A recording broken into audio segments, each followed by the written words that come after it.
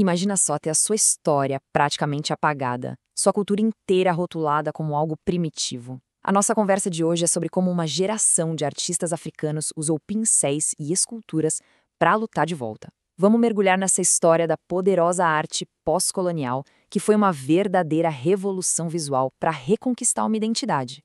E essa frase, olha, ela resume tudo. A arte que explodiu logo depois da independência das nações africanas não era, sabe, só para decorar uma parede. Era uma declaração. Era uma arma.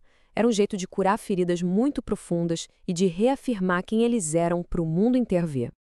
Mas para entender o tamanho dessa revolução, a gente precisa voltar um pouquinho no tempo, porque essa arte não nasceu do nada. Ela foi uma resposta direta, uma reação a um ataque contra a própria história e a identidade de um continente inteiro.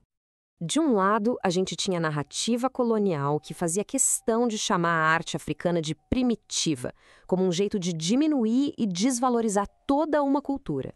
Do outro lado, a realidade histórica, um legado de reinos super inovadores como Axum e Núbia, com civilizações complexas, sofisticadas.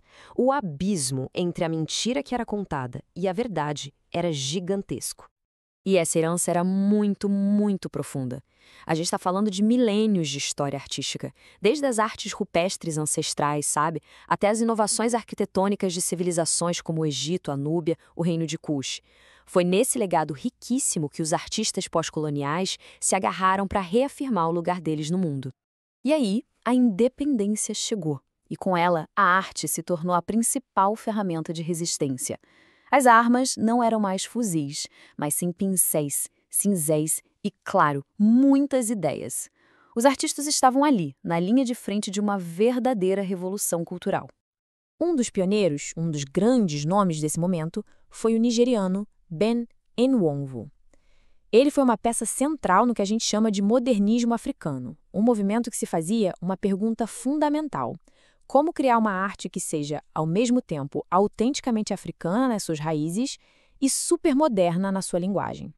A grande sacada do Nwonwu foi justamente essa fusão. Ele não jogou fora o passado nem ignorou o presente. O que ele fez foi construir uma ponte entre os dois. A famosa escultura dele, Anewu, é o exemplo perfeito. Ela une a espiritualidade do povo Ibo com uma forma modernista, criando algo completamente novo, que conversava tanto com seu povo quanto com o resto do mundo. Bom, agora a gente viaja da Nigéria para o Sudão para conhecer outro mestre da resistência artística, Ibrahim El Salahi. Se o Nwonwu construiu pontes, El Salahi veio para quebrar barreiras, desafiando de frente as convenções que a arte ocidental tentava impor. O mais fascinante no trabalho do El Salahi é como ele foi buscar inspiração lá atrás nos sistemas de escrita antigos da África, como os hieróglifos. Ele usou essas formas abstratas, cheias de símbolo, para criar uma arte que não dava para encaixar em nenhuma caixinha ocidental. Era uma forma de dizer, olha, nós temos nossos próprios códigos, nossa própria linguagem visual. Mas resistir era só o começo da história. O próximo passo, e talvez o mais complicado de todos, era construir ativamente novas identidades. Identidades que olhassem para o passado, que lidassem com a herança colonial, mas que também olhassem para um futuro globalizado. E é aqui que entra um conceito-chave, fundamental mesmo, o hibridismo. A arte pós-colonial não tem nada de purista, muito pelo contrário, ela celebra a mistura. Ela é o reflexo da realidade de um mundo conectado, onde as culturas se encontram, se transformam, assim como a diáspora africana espalhou suas influências pelo planeta todo. Para entender isso na prática, é só olhar para o trabalho de Inca Shone Baré. É simplesmente genial.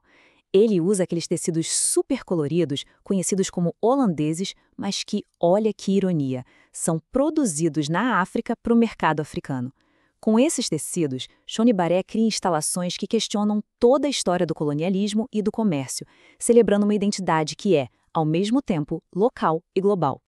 E olha, é impossível falar dessa reconstrução de identidade sem dar o devido destaque ao papel crucial das mulheres artistas. Elas não só participaram do movimento, em muitos casos, foram elas que lideraram a celebração das tradições e da herança cultural. Um exemplo que brilha é o de Esther Malango, da África do Sul.